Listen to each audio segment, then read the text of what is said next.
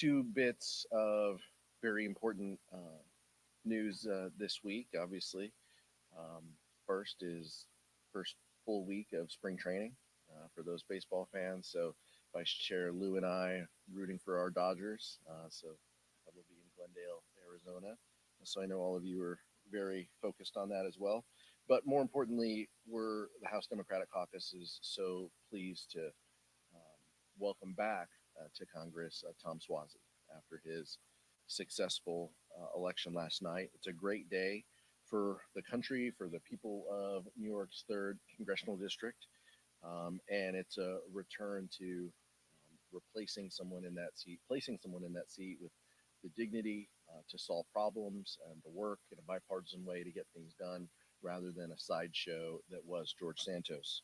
One less vote for MAGA extreme Republicans to advance their abortion ban, one less vote for their desire to slash Social Security and Medicare, one less vote for them to help billionaires cheat on their taxes.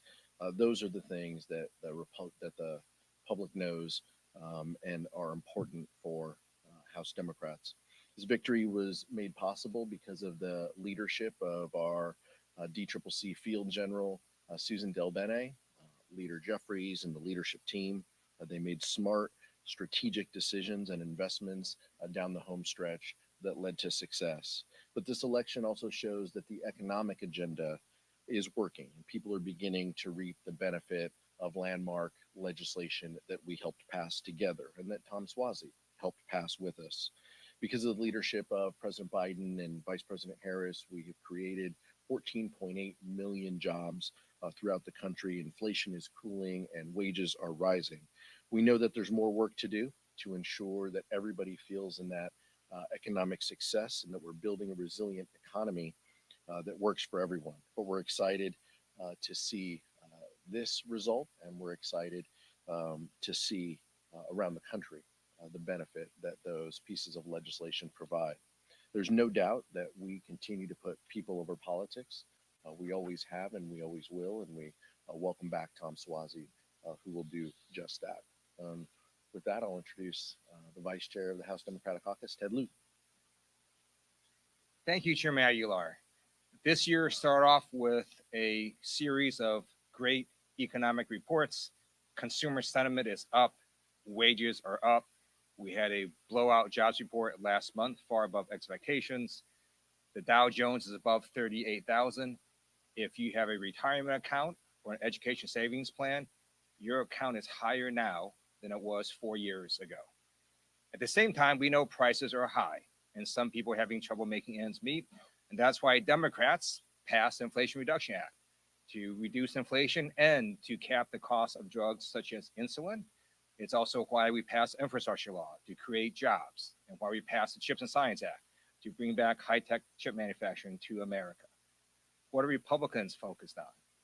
Stupid stuff, like baseless impeachments with no evidence, stopping a national security package that's going to improve America's national security, and doing things that no one in America really wants them to do, such as holding a hearing on UFOs. That's why Tom Swazi flipped a New York special election district last night. The American people want a change. They want a Congress that actually does something. This is a completely do-nothing Congress in the hands of the Republicans, and the American people want to have us work on kitchen table economic issues, as Chairman Aguilar has said. I also want to note New York 3 had a high Asian American population, and the AA-NHPI community showed up. One reason is because Donald Trump mocks Asian Americans. He makes fun of people with funny sounding last names like Elaine Chao. He mocks and disrespects Asian Americans, and Republicans remain silent, and the Asian American community notices. We'll see you in November. I'd also note that incredible members of our New York delegation, Greg Smang, Greg Meeks, but also Vice Chair Lieu was knocking on doors and helping out in New York 3 as well. Questions? So obviously with Democrats trying to get this point, they have to bust the finish line. One of the issues you may run into, whether it's just other avenues, is the fact that government or progressives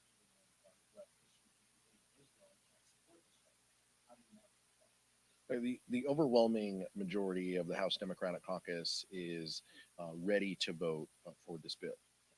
Give us a vote. It's that simple. Give us a vote on the national security package to provide aid to Ukraine and Israel, the Indo-Pacific region, as well as robust humanitarian assistance that is in that package. There is a bipartisan path forward.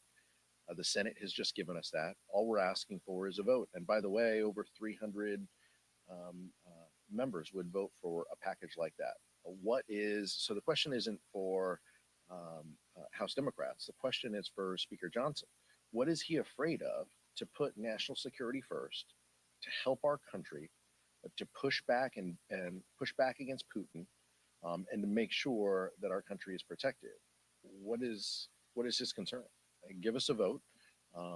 House Democrats will be focused on bipartisan solutions, working in a way that will help deliver that piece of legislation. That's what we'll do until we get it done. And that's what we have heard loud and clear from our members, and that's what we plan to do. I agree with what Chairman Aguilar said. Speaker Johnson has said to let the House work its will. Well, the way the House works its will is to vote. So we're simply asking for Speaker Johnson to let us vote. If there's a vote on the floor of their Senate package, it would pass with overwhelming bipartisan support. Unfortunately, Speaker Johnson seems to be captured by their Marjorie Taylor Greene extreme faction of the party, their Putin caucus. There's really no other explanation for why he wouldn't let a vote happen on this bipartisan bill. Lisa.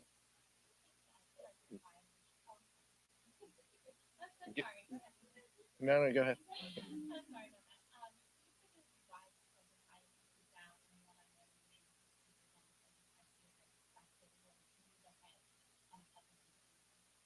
I'll let the president speak to his calendar, he and his team. I can tell you that the legislative leaders did sit down, right, weeks ago. They talked about these issues. I don't know substantively what the speaker wants to get, what feels he can accomplish with that type of setting. I think it's very clear. But look, if he wants advice, we're happy to give him some. Put this bill on the floor. That's what he can do to help our country. That's what he can do to have some bipartisanship, to support bipartisanship. It's very clear. If you want to push back against Putin, if you want to help our national security, put this bipartisan bill on the floor. Let's fund our national security priorities. Let's do it in a bipartisan way. That's what the Senate did. We don't know what Speaker Johnson is afraid of. Lisa, the next.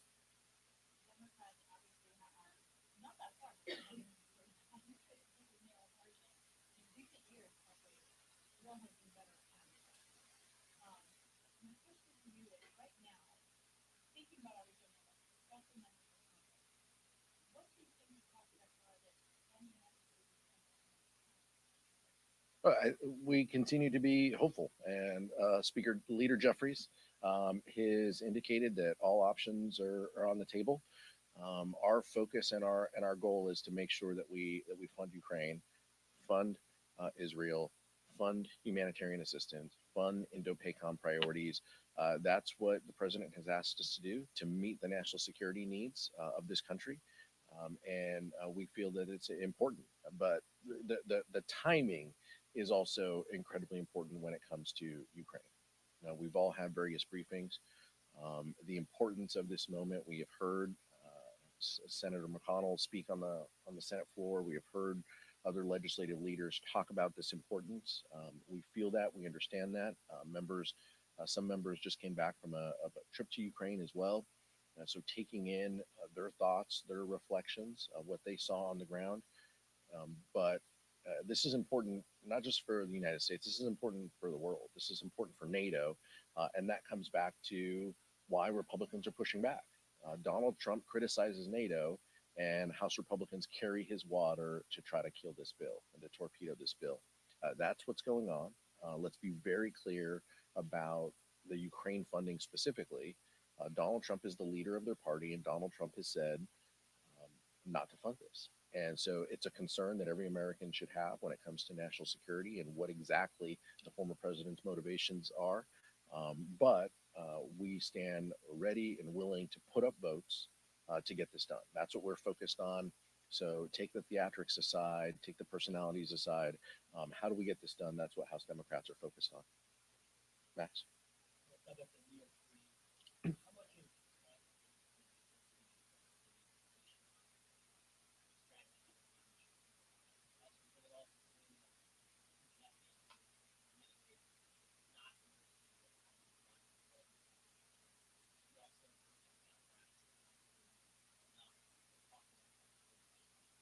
Yeah, I think we watched the arc of the entire campaign.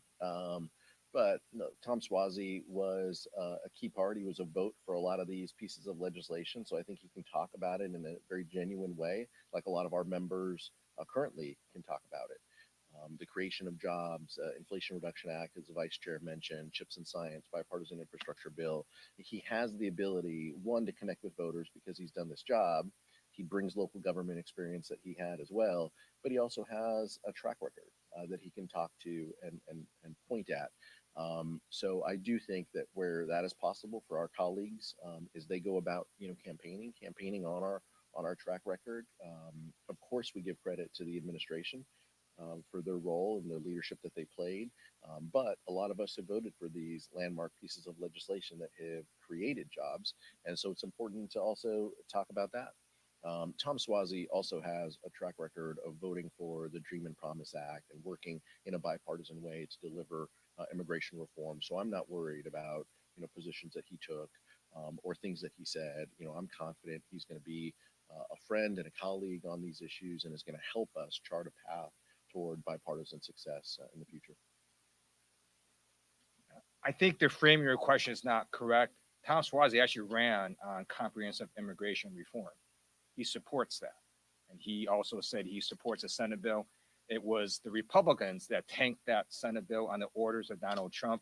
The voters in New York 3 noticed. In addition, Tom Swazi ran on saying he's not going to ban abortion. He's not going to support a national abortion ban. The voters in New York 3 also noticed that as well. And I think those are messages that will resonate in every single district.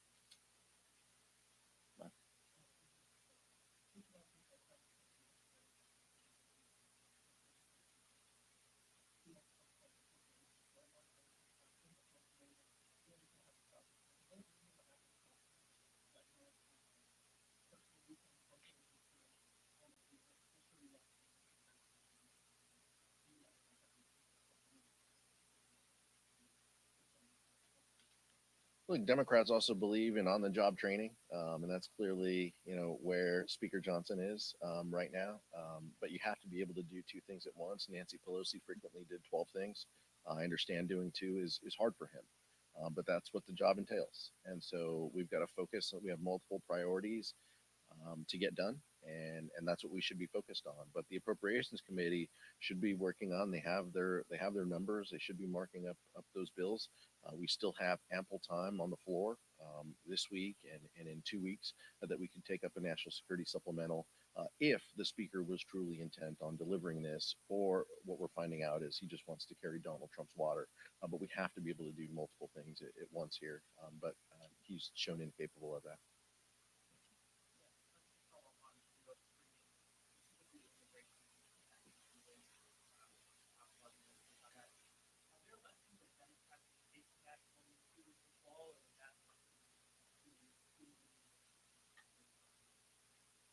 Yeah, I think specifically, on the immigration frame, we've read articles. We understand New York is has a lot of thoughts on this issue, and I think that that's fair. I think the vice chair is absolutely correct as well. I mean, Tom Swazi has a rich record of voting and supporting comprehensive immigration reform. I mentioned the Dream and Promise Act, the Farm Worker Modernization Bill. Those are bipartisan pieces of legislation. And Tom Swazi talked about this openly. He also talked about the Senate bipartisan bill when it included the border component before, just a reminder, before Donald Trump exercised his senatorial veto and got the House and Republican senators to oppose that portion. And they walked away from a bipartisan solution that they themselves negotiated. So I think that's the lesson here is whatever Donald Trump says is where House Republicans are going to land. And so, from our perspective, um, people like Tom Swazi and members who have a track record on these issues have leaned in and will continue to lean in on being problem solvers, working in a bipartisan way. That's what the public wants us to do. They want us to solve issues of the day, and that means working to find common ground. Leader Jeffries has said we're going to continue to find that common ground wherever we can with our colleagues on the other side of the aisle. That's what we plan to do on national security, and that's what we plan to do on other issues of importance. Questions? Nick?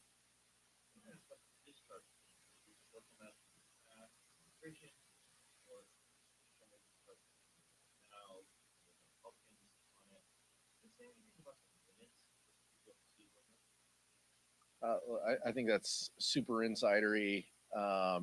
For questions for this room, thank you for bringing up my failed discharge attempt as well, Nick. I appreciate it.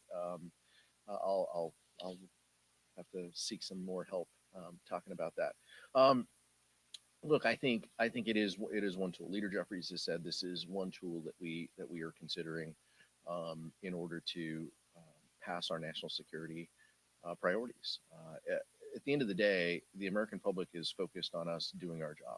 They see the United States Senate working through a process over the weekend in a bipartisan way and voting up or down on a bill, and people having differing viewpoints on both sides of the aisle. That's what they expect. That's what they expect out of their leaders. That's what they should expect out of their House, out of the House of Representatives. I think what's changed, though, to your question is so few people, I think, on the other side of the aisle are willing to tell their leadership no. We had 20 plus members who were willing to sign a discharge petition for a path to citizenship for DACA. That was 6 years ago. The environment's changed a little bit, and it has always been, for the better to work together. And so finding our Republican colleagues who are committed to funding Ukraine, committed to funding humanitarian aid, committed to funding our closest ally in Israel. That's what we're searching for. And to the extent they want to work with us, we're happy to find a way to work together with them.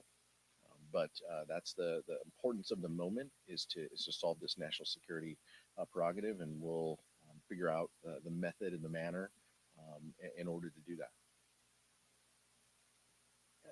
So instead of sort of focusing on the process, I just want to talk a little bit about the substance of what is happening. Vladimir Putin attacked Crimea, and he was victorious. He attacked again. He attacked Georgia, and he was victorious. He then attacked again. If he is victorious in Ukraine, he will attack again.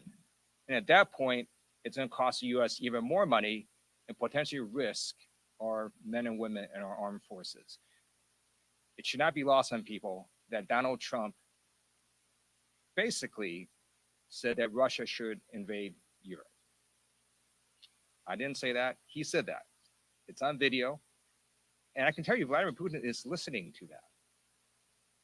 That's why it's so important that we make sure Vladimir Putin is not victorious in Ukraine. And the simplest way to do that is for Speaker Johnson to simply let us vote. Let us vote on this supplemental national security bill. It's going to help America. It's going to prevent future conflicts, and simply give us a vote.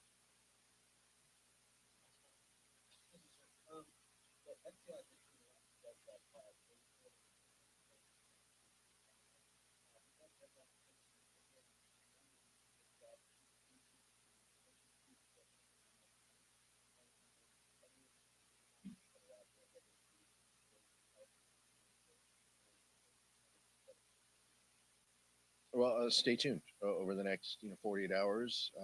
I expect there to be some discussion in the Rules Committee and on the House floor about reauthorizing FISA. We've had some of those discussions already.